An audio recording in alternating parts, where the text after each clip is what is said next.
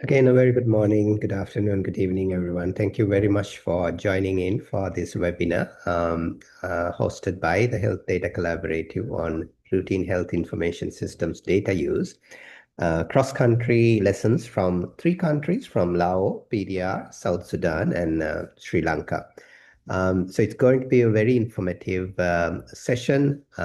We hope that everyone will be able to contribute during the discussions. Craig, I think you are there. May I please invite Craig Burgess, who leads the Health Data Collaborative from the WHO, to do the opening remarks. Craig, over to you. Sure, thank you. Can you hear me okay, Pandula? Can hear Craig very well. Great, thank you. Thanks everybody for joining, and a warm welcome, as Pandula has said, on behalf of the Health Data Collaborative. I'm going to hand back over to Pandula in a bit, but I just wanted to warmly welcome everyone. Let you know that the Health Data Collaborative is an informal collaborative. It's your collaborative. So please get in touch with Pandula, myself, or Isabella if you'd like to join, hear more, or more importantly, have good ideas for the future of the Health Data Collaborative. It's a collaborative of 1,100 individuals, over 440 organizations, really looking at aligning resources with country data needs, whether they be technical, financial, or political resources. One of the ways in which the Health Data Collaborative works is through multi-partner working groups, and one of the most active working group is the Routine Health Information Systems Group. It actually has more than 300 members. They've been working on a project in the last year or so, and I'd like to really thank very much the three co-chairs, Dr. Ayub Manya from the Ministry of Health in Kenya, Jean-Pierre Lamel, who is on the call today and was the founder and worked with a European Agency for Development and Health System Strengthening. And lastly, by no means least, Professor Jorn Bra from the University of Oslo. And I think many of you know each of the co-chairs. I'd like to also thank many of the other partners, both in country, at regional level and global level, who are engaged with this work through the working group of the HDC on routine health information systems. And lastly, I'd like to thank my colleagues Pandula and Isabella in the HTC Secretariat for helping to facilitate much of this work as well. So you'll hear from Pandula the agenda for today and what we're going to learn about and from Laos, South Sudan and Sri Lanka. And we'd really encourage everyone to input when they can and give suggestions during the facilitated discussion. Good practices that you might want to share, challenges you might want to share, any commonalities that you're seeing, and please give any ideas on further work that might be required for using the information, or we are aware of some other countries wanting to share good practices on routine health information systems. So with that, thanks everybody for joining, a warm welcome, and I'm going to hand back to Pandula, who's going to guide you through the agenda for today and introduce you to the speakers. Thanks.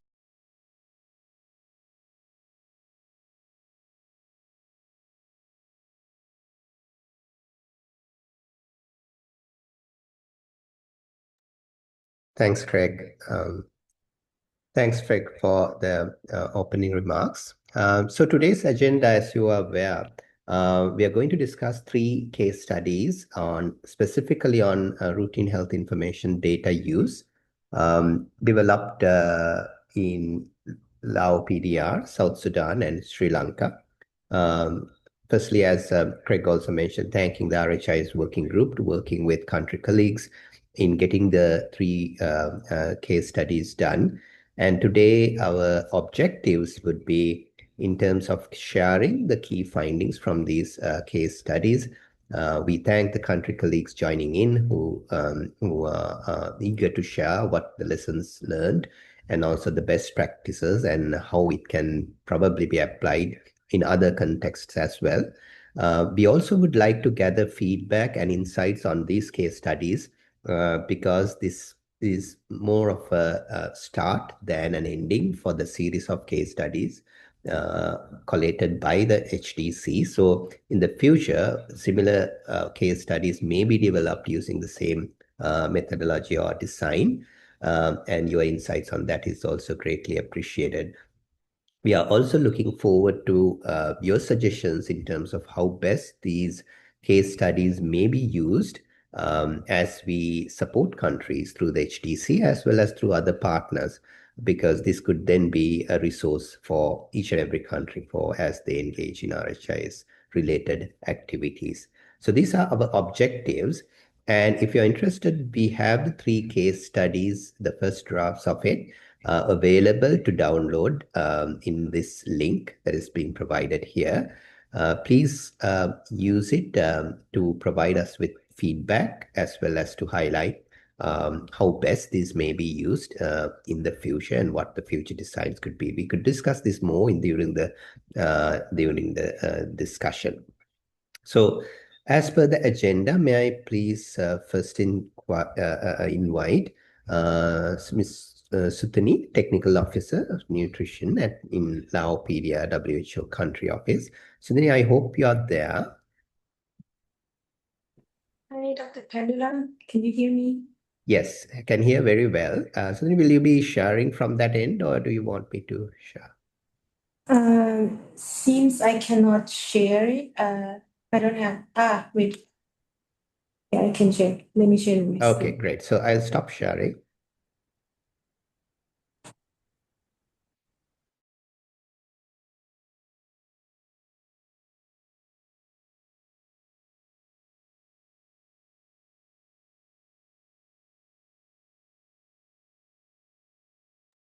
Can you see my screen?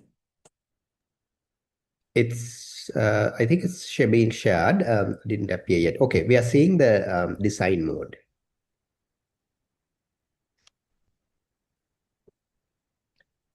Can you see the presentation? Still, we are seeing the design mode.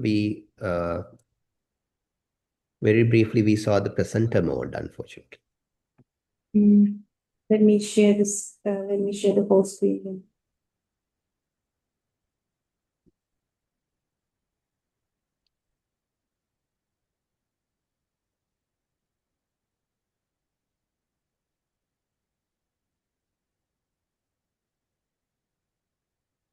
How Now about we now? can see the full screen. Yes. Okay. Please go ahead. Floor is yours. Thank you. So, good morning, afternoon, and evening, everyone. My name is Sutini Piopan, National Nutrition Officer for Health Information System and Digital at WHO Country Office, Lao PDR. Since Dr. Achala is away, I'll be presenting Lao PDR RHIS data use case study on his behalf. So, Lao PDR has made a significant progress in strengthening its routine health information system over the past decade. The digitalization began since 2014 with the adoption of DHIS2 as the National Health Management Information System, followed by a steady transition from aggregate data collection to event-based and eventually tracker-based system. This shift has moved the country from fragmented paper-based reporting to an increasingly integrated digital ecosystem. And despite being classified as digitally nascent by UNDP survey in 2022, Lao PDR has transformed its reporting landscape through resilient innovation and strong partner coordination. And today it stands as a notable global example for other low and middle income countries in advancing their digital health systems. So here are some of the remarkable achievements across the system. So over the past decade, Lao PDR has achieved a lot in RHIS. So first, we have seen a true bottom line digital transformation. Since 2024, the country has moved from aggregated reporting towards individual level and tracker-based system, including HIV, TB, and the electronic immunization registry, which is widely used and highly appreciated. Second, the RHIS has proven highly resilient. The DHIS2 event-based immunization system continue operating even during pandemic time, COVID-19, showing a strong institutional ownership and local capability. And third, the introduction of a unique health ID and the integrated client health registry, now functioning as the National Master Patient Index, has laid the groundwork for mini EMR, electronic medical record for primary healthcare. And fourth, last but not least, Lao PDR has advanced climate and health analytics by integrating dengue and diarrhea forecasting tools, flash flood dashboards, and national air quality monitoring directly into the RHIS. Now, the methodology of conducting the case study. The case study was conducted in Luang Prabang and Champasak provinces, two provinces in Lao PDR, one in the north and one in the south, where we met with provincial and district health office, 1 to 2 districts per province, and 2 health facilities in each district. Joint meetings and focus group discussion were held with the HMIS teams, district and program managers, and health workers. Statistics officers presented data live from RHIS2, as well as routine presentation used in their monthly and quarterly review meetings, which allow us to assess how data are managed, analyzed, and used in practice. Discussion focused on data use, indicator interpretation, dashboard needs, and way to strengthen analysis beyond raw data. So reviewing their routine meeting presentation and explore their data flow system, fragmentation and integration allow us to find many some sort of drawbacks and also some sort of best practice that we are going to share in the following slide. So let's have a look at some of the findings from the case study. In terms of routine data review meeting, all provinces and districts conduct regular data review meetings to discuss the HMIS data. In Luang Prabang, meetings are held every 6 months and utilize dashboards and indicators to support analysis. In Champasak, meetings occur monthly at the provincial level, but rely primarily on raw data. Across both province, meetings generally lack a structured approach to guide analysis and translate findings into actionable plan. Now, in terms of indicators and population denominators, we observe a heavy reliance on raw data and a limited understanding of coverage indicators. Facility-level population denominators often differ from the official estimates, which can affect accuracy. At the same time, there is a strong tradition of using paper-based cumulative EPI coverage graphs in many facilities. Based on these observations, we recommend including facility-based population denominators directly into the HMIS or EAR, and this would help improve data accuracy and enable better use of indicators for monitoring and decision-making. So those are the two major findings. Now, let's have a look at some of the best practice. The electronic immunization registry, or EAR, allows frontline workers to track and follow up with children using due lists, which significantly help improving service delivery. In Luang Prabang, dashboards have been developed for each health program, complemented by quarterly reports, enabling more structured and actionable data use. Facility level target population graphs are also very well maintained, providing a clear picture of coverage in each catchment area. And finally, the WHO-led monthly development partner meetings ensure alignment and coordination around the RHIS data, supporting joint decision-making and consistent use of information across the system.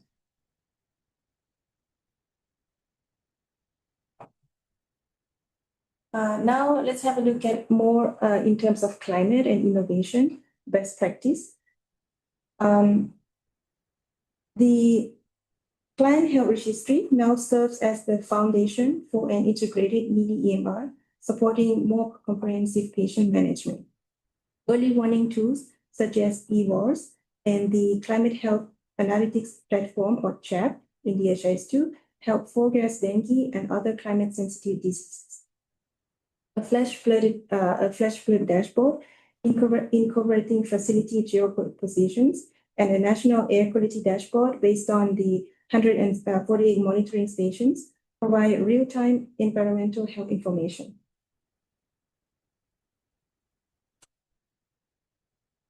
Now, let's have a look at some of the challenges. First, analytical capacity is uneven across provinces and districts, which affect how data are interpreted and used. Second, there is a strong reliance on raw data rather than coverage indicators, which largely because facility level population denominators are often missing. Third, hospital EMRs remain fragmented and have weak interoperability with RHIS2, limiting integrated data use. And fourth, paper registers are still heavily used alongside digital tools, which can create duplication and inefficiencies. Apart from those first four challenges, additional challenges include a lack of standardized data use guidelines and continued dependence on Excel or raw data analysis, which hinders systematic monitoring and decision-making. And despite the availability of rich data, dashboards are often underutilized, reducing the potential for informed decision-making.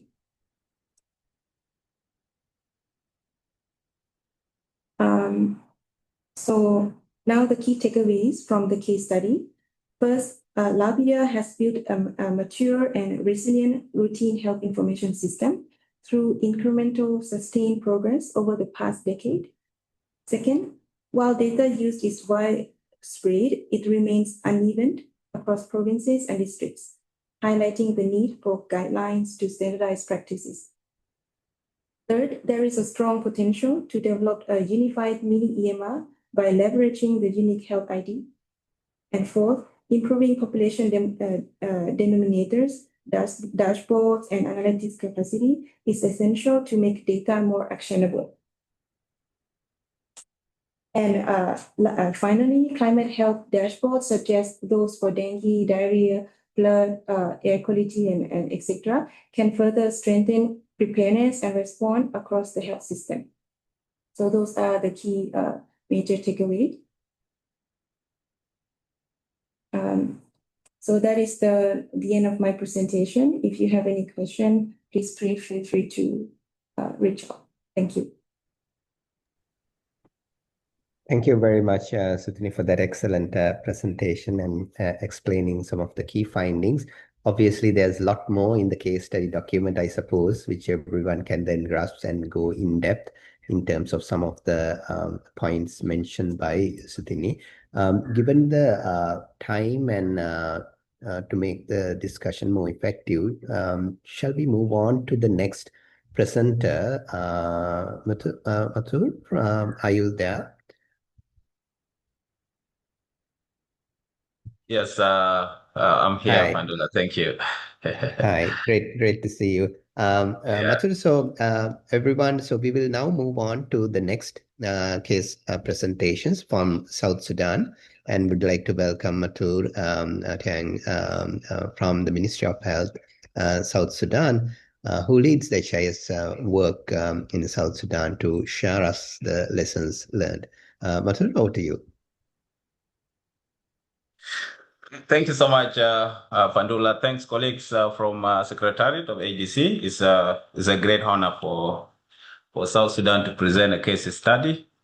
But before I present, let me introduce one of my colleagues, and is a member of a local initiative in association that is trying to bring together the policymakers and the tax giants to, brainstorm on how best they can, champion the use of the digital health in South Sudan. So with us, we have Akolda William.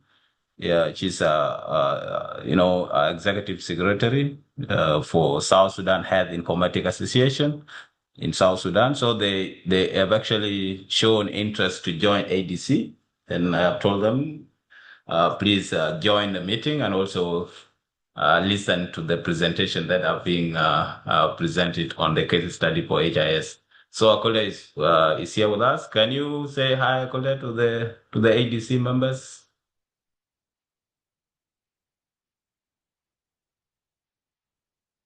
Good afternoon, everyone. My name is Akolde, as he has said, and I'm happy to be with you. Great to have you, Akhled. Welcome. Thank you. Allow me to share my screen.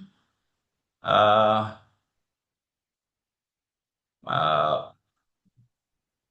me hope you are seeing my screen. We can see, Matul. Still, we are seeing the design mode. Yeah. Now we see the full screen. Yes, thanks. All right. Okay. Yeah, thank you so much. We are presenting a case study on towards health system resilience, looking at the key health information system interventions and progress that have been made, starting from the inception of South Sudan health information systems. However, this case study focused on key areas which are clearly mentioned in the documents. The analysis focused on 2020 to 2024. That's actually for DHIS 1.4 period, and you're going to see what happened next. So the case study was actually written jointly with support from ADC, WHO, UNDP, UNICEF, and rest of the health partners in South Sudan. So I'm just presenting this on behalf of the team, and some of my colleagues who are supposed to be with me here to present together in the field, but I'm happy Estevela is here. She has been instrumental in the process. Just to give you a brief background, as you know, South Sudan inherited its health information system from from Sudan, who was part of the Sudan until 2011. And because of the protracted crisis in the country, the whole health indicators remain so fragile. So one of them is health information system, which was a kind of a paper-based and was not, adequately capturing the data. There were a lot of things, data loss and so forth.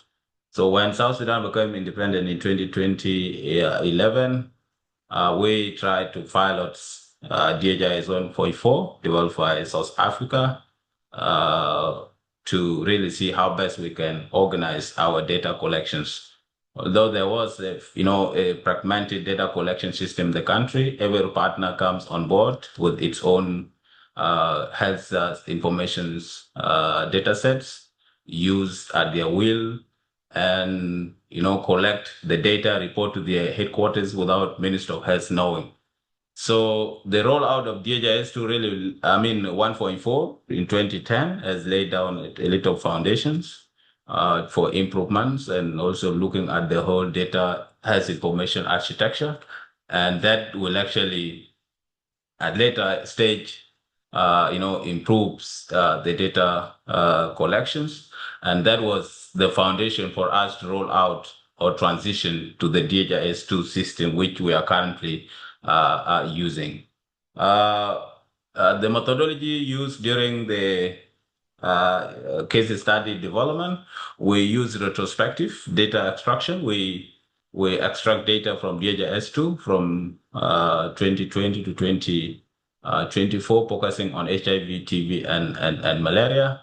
And we also have several experts on board we brought in from different partners to have put together the case study. We also use field visit reports to enhance our challenges and key achievement report on the HIS progress.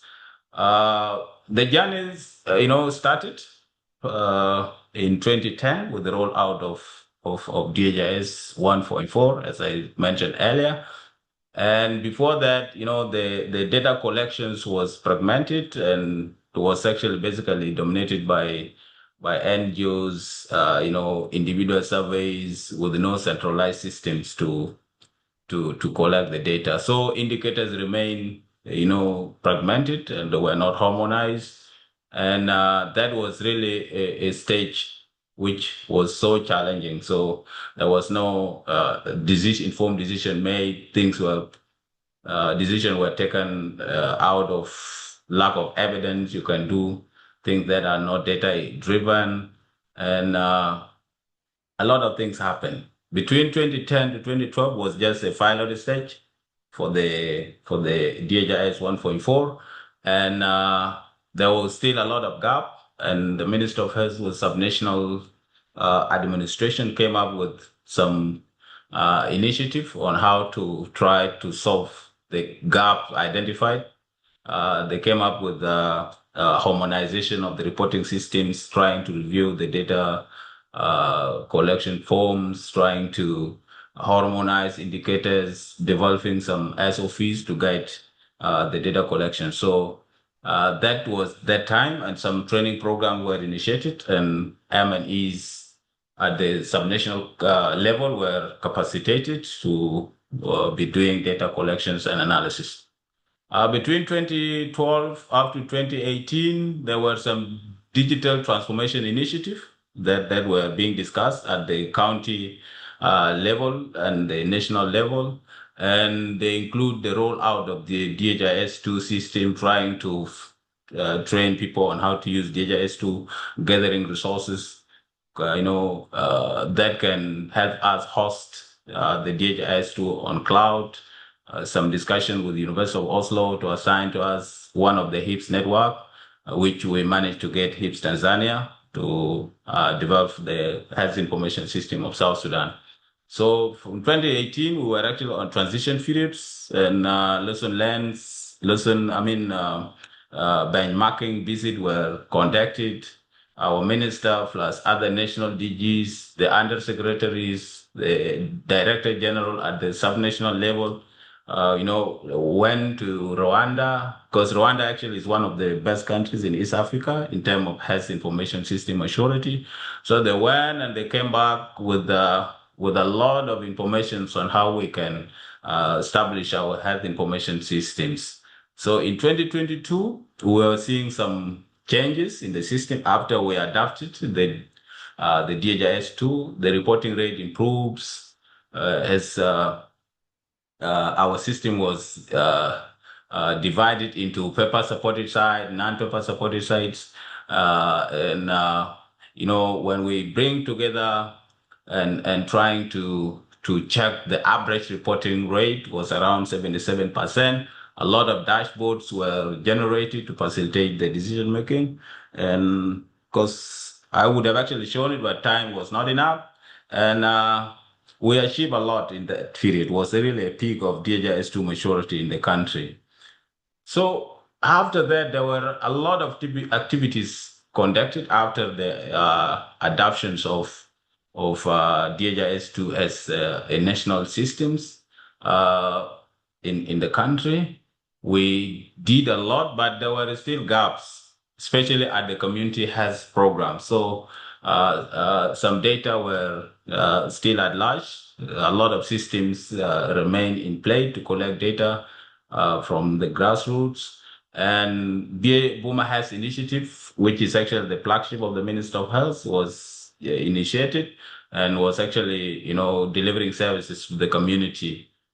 However, the data collection process remained fragmented at that level, because the health information system was at the health institutions, health facilities, not at the community level, until mid 2024, where we came up with a BHI digital initiative being implemented now in one of the states, supported by Malaria Consortium, to collect the data. There was still a human resource gap, as Buma health workers were really were not trained. Some of them have never gone to schools. They don't know how to use the letters, the guard gates, and all this. So there were a lot of things. So we came up with the initiative to update the health information system tools, indicator manuals, routine health information system, and several trainings on data analysis were initiated. We also came up with the digitization of other programs like electronic human resource information systems, the piloting of the ICD-11, the electronic logistic management information system, IDSR, ICHIS, and several systems. So we are now, came to realize that interoperability is one of the key things that enabling, data exchange between DHIS2 and several systems. So in 2023, when we joined the ADC, we joined with the intention of looking forward for ADC to help us align with some of our fragmented program within the country, and also see how our partners be rallying behind us to achieve our HIS country priorities, which to some extent has been achieved. Based on the lesson learned, trying to look at what worked well, or what were the issues and all this.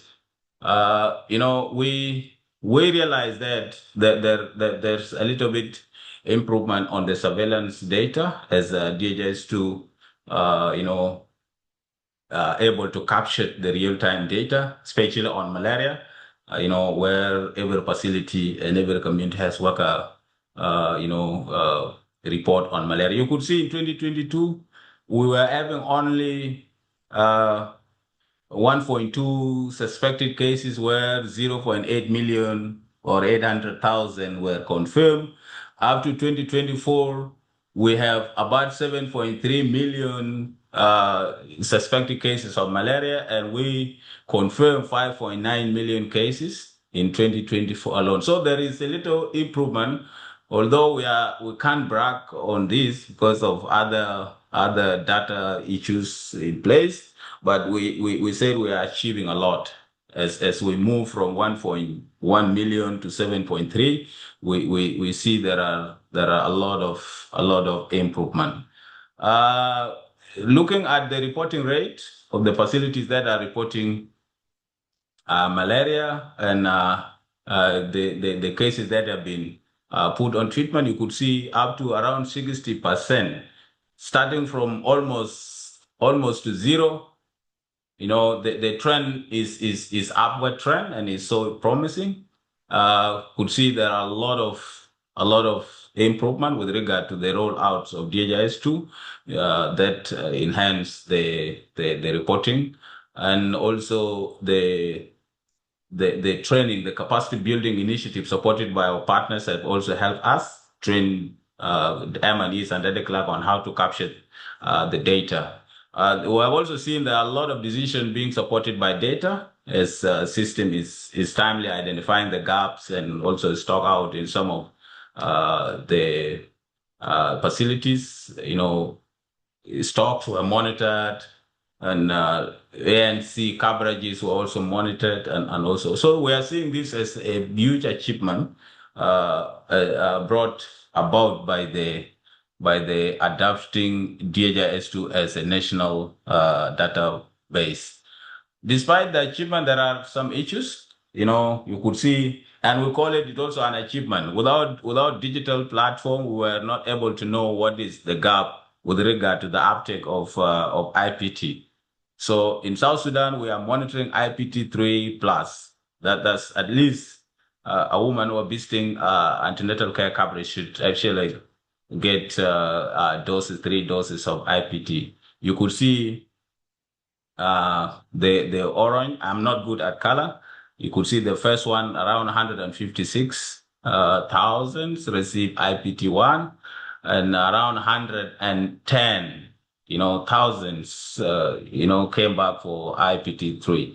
So there is a huge gap, and because of the digital platform digitizing our health information systems, we're able now to identify the gap. So it is now up to the policymakers at Minister of Health level to come up with some initiative or some ideas on how they can bridge the gap. We also appreciate the ADC secretariat for extending their support to us to come up with this case study. It has actually helped us. Without that support, we were not able now to identify a lot of gaps in our health information systems.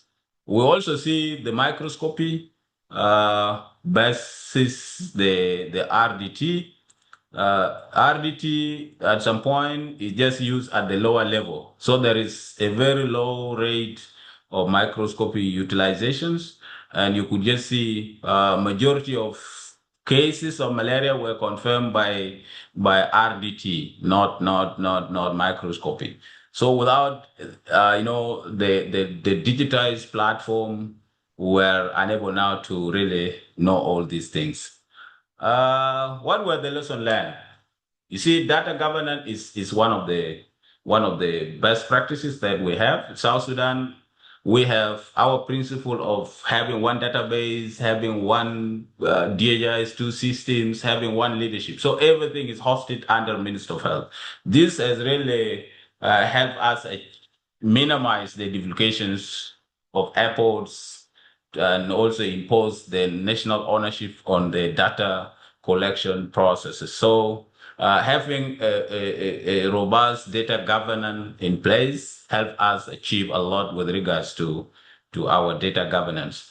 So the completeness and timeliness of reporting is also something that we have achieved with regard to having a digitized health information and system. So system fragmentations, we realize there are a lot of systems in South Sudan. We have more than 7 systems collecting data directly from the primary source, and now we are trying to bring together. So we found it so difficult now to bring together all data reporting platform under one umbrella because of things that are beyond my level. Others are actually at the donor level that requires a lot of advocacy at that level. And we realize that if having a fragmented system undermines the efficiencies. We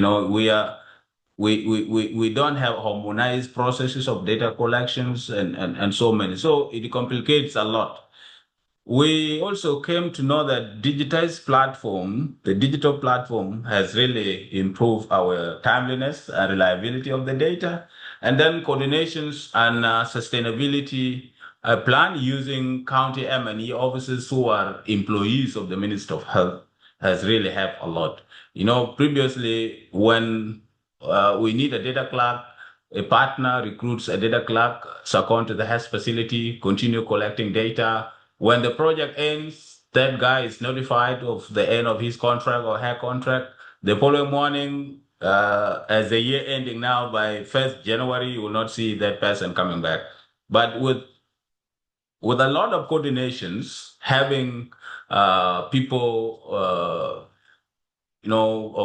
on the payroll of the Ministry of Health, they are there, and there is a lot of institutional memory in terms of what were the action plan, how the joint security supervision were done, and who are there now to coordinate with us. So all these things became a part of the system because of coordinating with our health partners. So some acknowledgement, we thanks WHO, UNDP, UNICEF, other health partners, National Ministry of Health staff for actually coming together to develop this, case study on progress made since the inception of health information system in South Sudan. So I would stop here and give it back to Fandula for other agenda. I will be ready to receive some reactions, comment, and questions thereafter. Thank you so much. Thank you very much, Muthu, for that excellent presentation and the case study. A lot of learning, and looking forward to listening to you more in subsequent webinars about key areas that you have highlighted, including the data governance guidance that you have. May I next invite Dr. Priyanka to present the Sri Lanka case study. Priyanka, are you there? Hi. Good afternoon Hi, from Priyanka. Sri Lanka, everybody. Hi, Priyanka. Thank you for joining in. Dr. Priyanka is the consultant health informatician at the Family Health Bureau of the Ministry of Health, Sri Lanka, who has contributed into the development of the webinar. First of all, Priyanka, thank you very much to you and the team from the Health Center for Health System Policy and Innovations of the Faculty of Medicine, University of Colombo also, and the RHIS Sri Lanka. Over to you, Priyanka, for the presentation. Yeah, thank you very much. And thank you very much, Dr. Pandula, for the opportunity. So I'm going through the case study of data use in Sri Lanka. So use of routine health information systems data in Sri Lanka. So this is based on insights from field visits and stakeholder engagement we carried out in Sri Lanka in 2025. So this is the report. You already have seen this. Sri Lanka has a long-standing structured RHIS, this reproductive health information system for maternal and child health. And DHIS2-based ERHMIS, which was implemented about 9 years back, is the backbone for digitalization of the MCH data. So our field visit on observing this data used in ERHMIS focused the few levels. So that is public health midwife level. So that is the lowest or the ground level of the MCH service delivery in Sri Lanka. Then MOH level, the medical office of health level, district level and national level. So the objective of this case study was to understand how routine data informs monitoring, planning and decision making. So this is how DHIS2 evolved in Sri Lanka. So DHIS2 was introduced in Sri Lanka in 2009. And then by 2019, so we started with COVID pandemic, we started implementing innovative major initiatives, and that is still continuing. So key actors in MCH data flow in Sri Lanka, mainly public health midwife, who is the frontline data collector and also the service delivery using the PHM is using at the moment standard registers. Then the medical officer of health, who is digitalizing these data, validates and analyzed and used. Also, the district level, the MOMC, the medical officer of maternal and child health, and also at the national level, usually aggregates and review this data. Very sorry if you are hearing a bit of a noise because I am working in a bit of a noisy environment. Process of conducting the case study. So we conducted across our study was conducted across PHM, MOH, district and national levels. That is covering all the levels of data capturing and data use. And observed monthly conferences and review meetings at each level. And we reviewed dashboards, template, workflows, and discussions with MCH teams, public health midwives, and medical office of health and national teams as well conducted. So methodology was to data flow and use at each level was studied, and data quality processes we studied. The manual and automated hybrid process was used, and review meeting structures, digital enablers and constraints were studied, and feedback loops across levels was also focused. At the public health midwife level, when we consider the data use at PHM level, the good practices we observed were monthly MOH meetings, monthly meetings with medical office of health, who is the supervisor of them. And during that meeting, the performance review was conducted using DHIS2 dashboards and summaries. And high data completeness rate was observed, that is near 100% reporting rate was observed in the system. And there was a strong supervisory support by the supervisory staff of the PHM, so that is supervising PHM and public health nursing system. Challenges we identified that the PHM level was not direct access to at the moment, PHM doesn't have direct access to aggregate dashboards, and continued reliance on paper registers in some areas at least, and limited ability to perform real-time data analysis. RHIS data use at MOH level. So monthly conference is the major data use venue. So this is what you are seeing is that one MOH is conducting the monthly conference. And MOH presents slides and real-time DHIS2 dashboards and shared and conducting the review. And it is used to identify anomalies, validate denominators, and also to identify some the gaps in service delivery. And MOHs use DHIS to perform review and planning. Good practices in MOH we identified at MOH level was so they are using locally developed dashboards by themselves, and predefined validation rules are there to them to validate the data, and real-time dashboard review is there. Challenges at MOH level were limited access to aggregate data and paper digital workflow inefficiencies and limited skills for advanced analytics like GIS. At the district level, at the district level, MOMCH is the key person regarding maternal and child health service delivery. So MOMCH leads data validation and guidance. Quarterly and annual reviews using templates and dashboards were performed, and they use some standard indicators such as MMR, IMR, and also indicators related to immunization, nutrition, and school health. And also they are using some other channels for rapid communication of data and action, such as WhatsApp.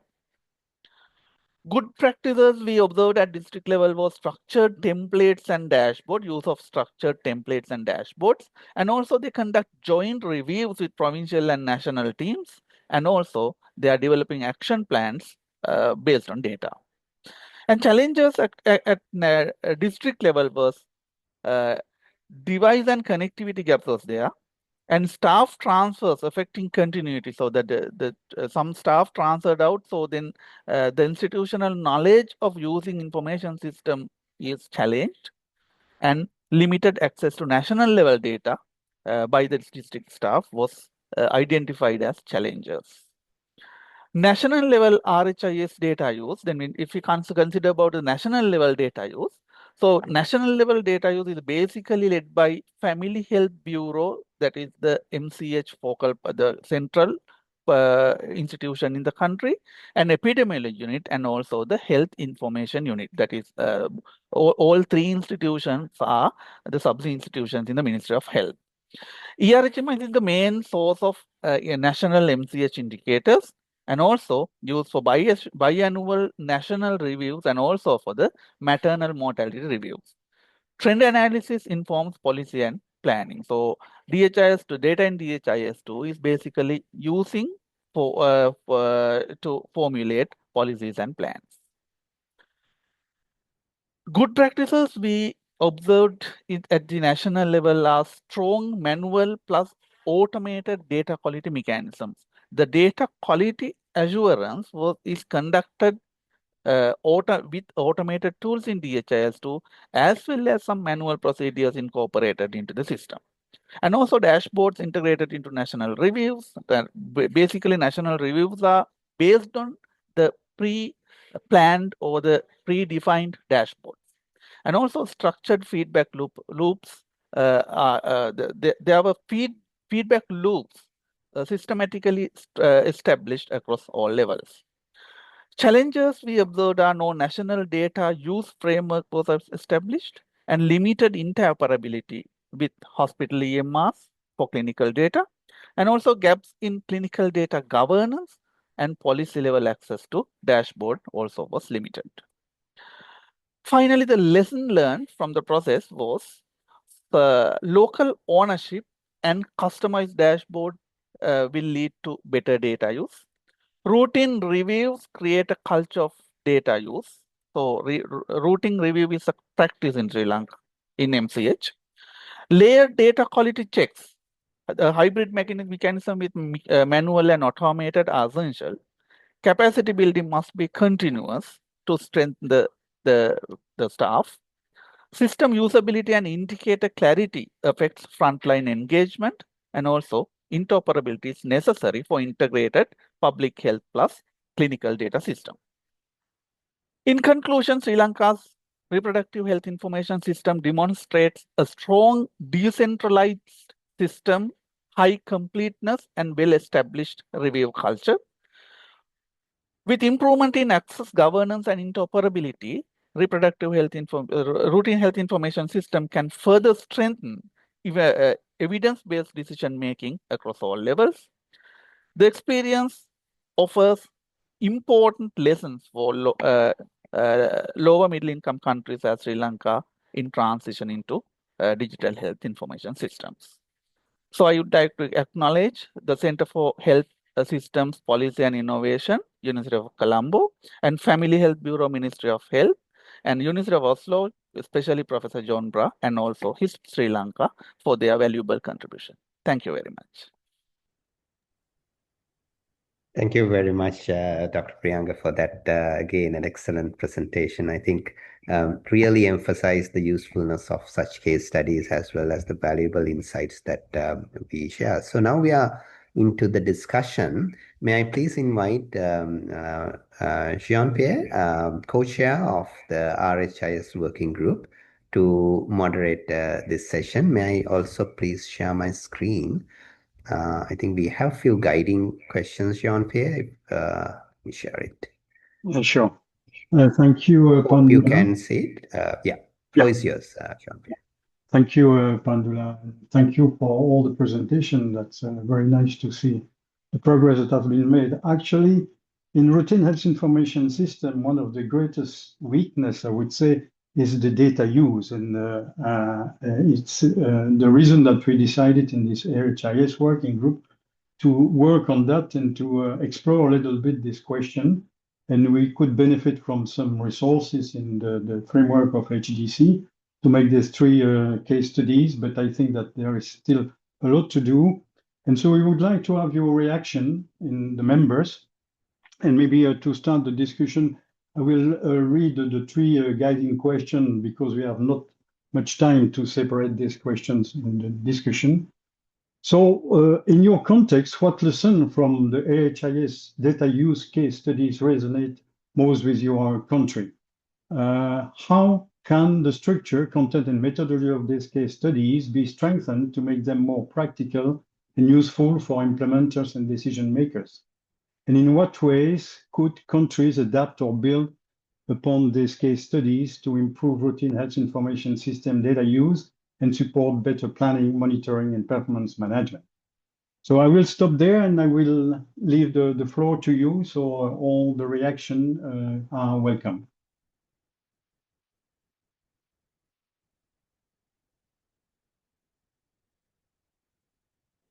Yes, Anne? Let me see if I can. So thank you very much, the three presenters. It's just really nice to see, three countries using this common. There is one common systems, which is at the underlying of a lot of the data collection, analysis, and use, which is DHIS2. But it also shows how the same platform can be adapted and used. One is going with the ownership of the country. So it's really nice, and congratulations to the three Ministry of Health as well. Just a couple of comments, but also observations that I have on the data use, especially for Lao and for Sudan. I think in Lao, there is no. Let me just rephrase it. The data use, the way the routine data systems that is designed is to serve different group of users, right? So we look at the facility. We see a lot, it's mainly the presentation just come from the HMIS, from the health and the program manager point of view and the public health, but also will be quite important to see where is the role of the programs in the use of this. And I know in Lao, malaria was very strong at that point. And it's important to identify the connection between where is the Department of Health Information Systems or planning versus where the use of the data for programs. And I think Hopes online also have a similar question, because it is about the response to the data, and the routine data is very much observing that. So the surveillance and the program planning. So where does it play the roles? And then going to the training, it's difficult to change the habits, but it doesn't mean that we cannot change it. So what can we do to change it. In one of the work that the groups have pushed a lot of efforts on is to see how we use the analytics of the dashboard in the RHIS2 is an example of how the dashboard can help. And a lot of the dashboards doesn't need the health facility staff to do it. It should be, it's already made for them. So how we can train them to do the dashboards. And then link with that is going back to the data collection, because there's always connection there between the data quality. And then my final point is, it's really nice that to mention, which is the data governance, the structure of the data system that is very important. And it's very nice to see that the Ministry of Health leads that work, that calling for, as a part of the one plan, one support and one data product. So I think this is a key point that is really important.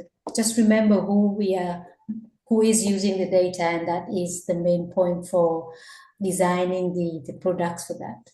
Over.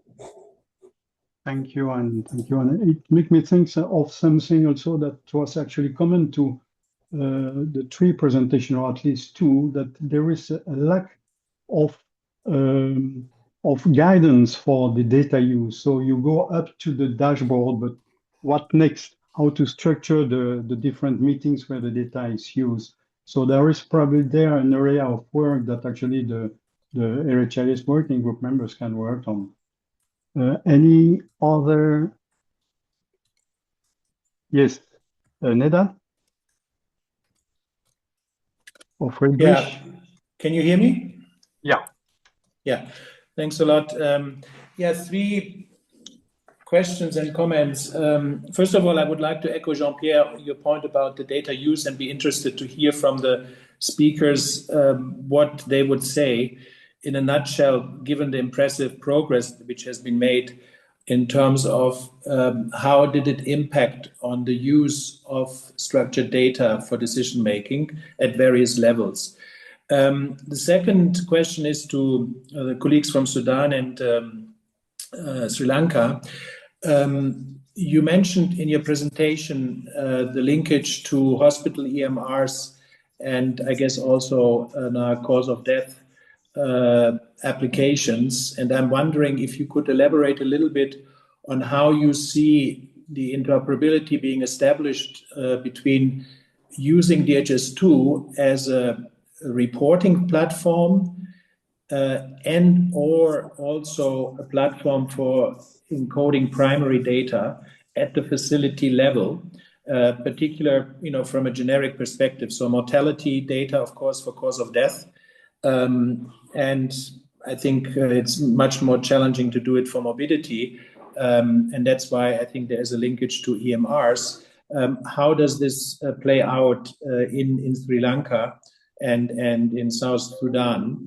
And the last question to Laos. In your presentation, you mentioned about the linkage with the health ID. And I'm wondering, given that we, from other experience, we see in countries who are introducing this, it is quite challenging to do it in an environment where connectivity is not always given, and where compliance with bringing your ID with you is also quite a challenge. So how do you handle that part in Laos, or what are the thoughts there? And sorry, I haven't introduced myself. My name is Nenad Kostanček from the ICD team in headquarters. Thank you. Thank you, Friedrich. I don't know if we have a lot of time, but maybe if the teams can maybe give some answer to Friedrich. Yeah, all right. Yeah, from Sri Lanka. So regarding the establishing the interoperability with hospital information system. So we are already working with, especially Sri Lanka is using now FHIR for interoperability. And also it is very important because in public health sector, we are following up children and following up pregnant mothers. And once they reach the hospital, then after during their care, so we we are blank. We don't know what is happening, and even after the care provision by the curative sector, that data comes most of the time through a paper, which is not very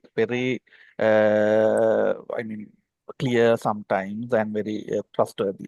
So that, we are working on some areas. We don't need, 100% of EMR data to be on our side, but to at least to have the diagnosis, major interventions, plans to be on our side in the public health side. So that works are currently going on. Thank you. Sure. Thank you very much.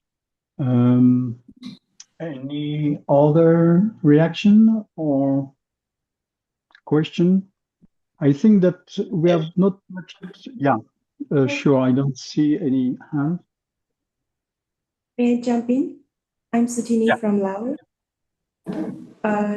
Let me try to elaborate regarding the question in terms of health ID. So we have been trying to implement the National Client Health ID for a few years from now.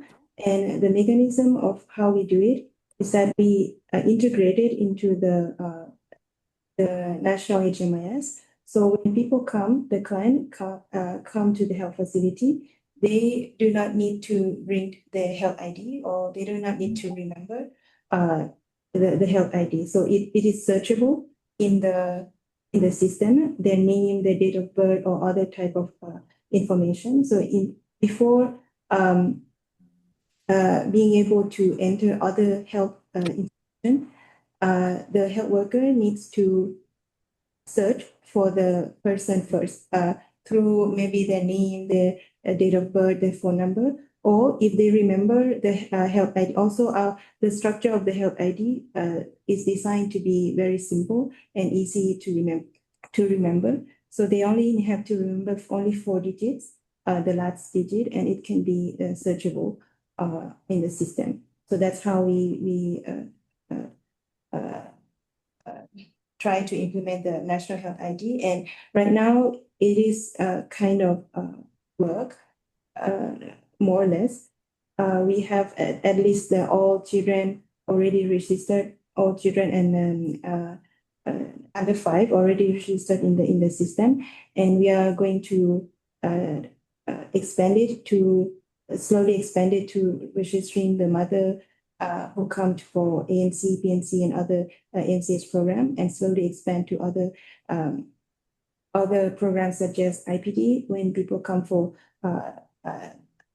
and IPD admission cases, then we register them through that. So that is the regarding the health ID. And regarding the data use, we have another some sort of innovation. Because we have been trying to promote the data use for informed decision making and for at many levels, but it doesn't work very well. And one key challenge that we find is that the people who use data doesn't feel like necessary to use data, because it was working, the health system was working fine without using health data from the routine RHIS data. So we try to institutionalize not only the data capturing process, but also the data use process. We introduce what we call action plan app. So every quarter, at all level, starting from the health center level, going up to district level, provincial level, and up to national level, they have to enter an action plan, some sort of mini action to cope with the health problem of their particular catchment. For example, if I am probably a district hospital, and in my catchment area, I have a very low vaccination coverage, then in the next quarter, what would I do to cope with that? So they would write down the small action plan, and then that action plan, we also go up to the next level, to provincial level for their validation, and eventually to the national level for their validation as well. So this also will, we believe that it will also improve the data quality, because before they can put any action, they have to make sure that the data presented in the report is correct. So it's kind of like motivate them to correct the data before putting the action plan and submit it to the higher level. So that is the mini innovation. We have been trying to implement that. We tried it already with the MCH program for a few months back, but we haven't had any results yet. Thank you. Thank you very much. And I think that's very important what you said. It's that there is a plan where the data is actually used. And I would like also to make in another kind of meeting of the RHIS working group, another presentation of a case study also of the monitoring, if you remember the monitoring of UNICEF, which has the 6 monthly monitoring with a process of data analysis and use and a micro plan for the next 6 months.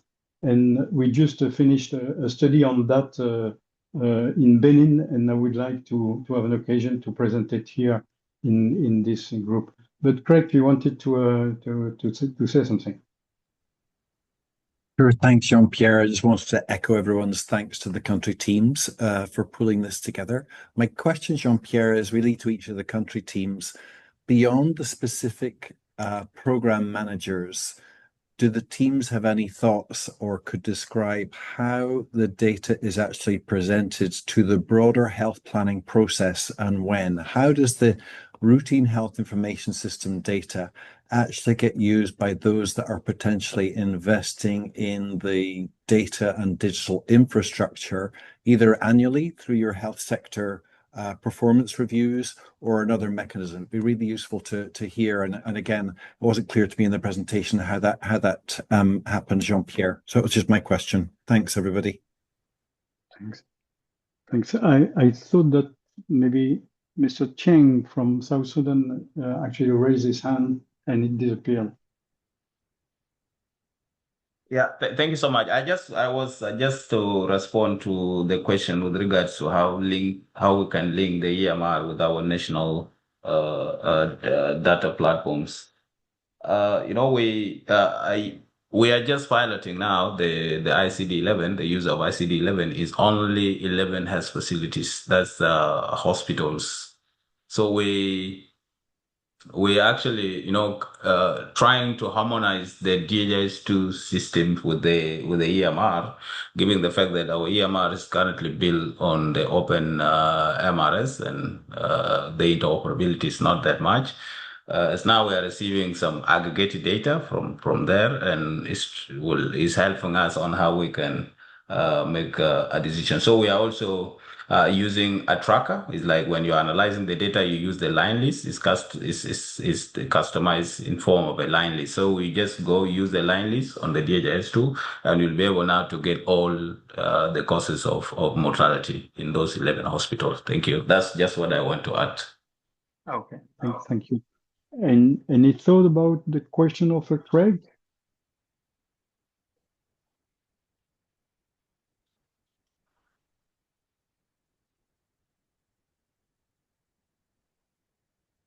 In any case, I think that we are actually going beyond schedule. I don't know, Pandula, if we want to have a little discussion from the HDC Secretariat about the next step.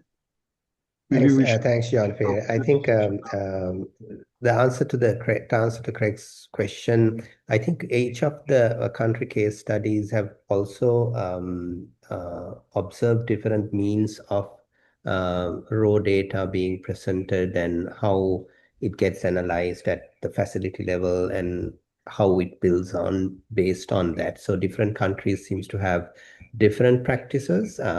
Some processes are institutionalized, and some I have seen in the 3 case studies.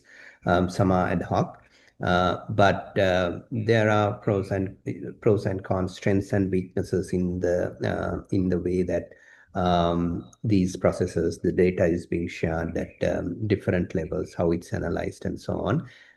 There is a role for the field level staff to play in that sense, but focus still probably, as I understood from the case studies, largely on gathering of data and using the raw data than using analytics for everyday decision making. I think that's a common theme across the 3 case studies, just to highlight that.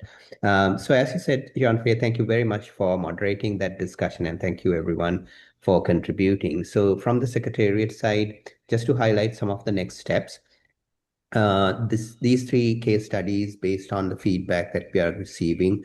Tomorrow we are having the HDC board meeting, the Q4 board meeting. There also we expect feedback from the board members as well as the wide HDC on these case studies, which will help us look at the methodology as well as the way that is being presented and how best it may be used in countries.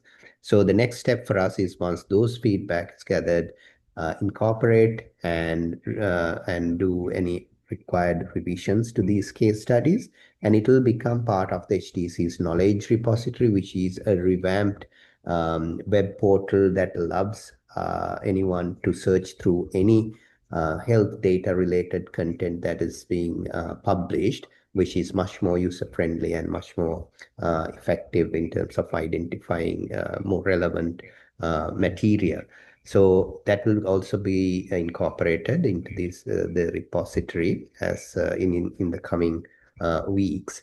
And once we establish the case studies, the next step, what we are looking at is in terms of expanding the RHIS data use case studies. The 3 case studies which you listen to is probably just the beginning, but there will be a continuous compilation of case studies from different parts of the world, which probably will give us much more in-depth insights as to best practices, challenges, how those may be overcome, and we will be much more aware of the common themes emerging from these settings.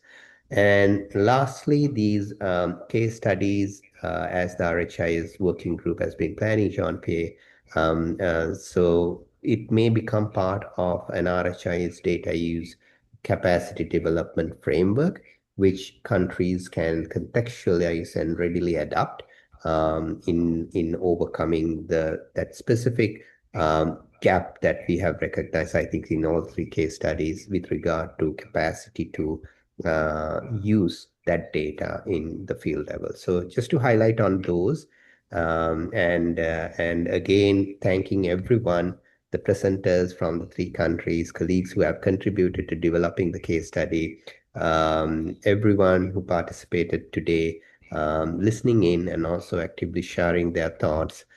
Thank you very much again from the HDC Secretariat, and also an invitation to join our board meeting tomorrow. You can find the link using this QR code. If you like, we will share that link again, and looking forward to your contribution there as well. Thank you very much, everyone, for today. Then we'll share the recording as well, and looking forward to your participation in our future HDC webinars as well. Thank you very much. Thank you, Padula. Thank you, everybody. Thank you. Thank you.